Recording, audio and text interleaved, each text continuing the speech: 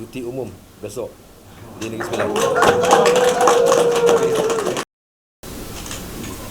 Kalau sampai tak ada rekod, saya adalah Menteri Besar yang ke-9. Dan alhamdulillah saya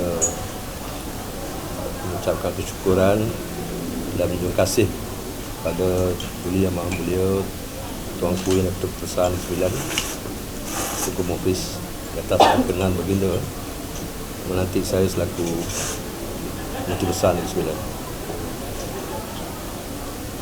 Dan sehubung dengan itu,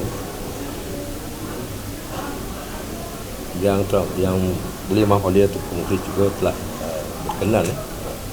Sebab itu saya menghadap beliau sebentar tadi, berkenan untuk saya mengumumkan cuti umum besok di Negeri Sembilan.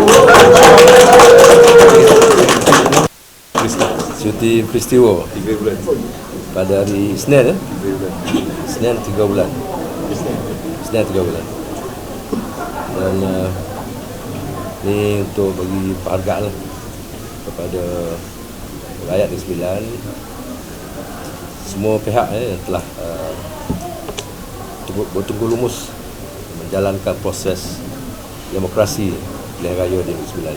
Jadi ramai yang masih letih dan sebagainya, jadi besok boleh beri peluang cuti lah.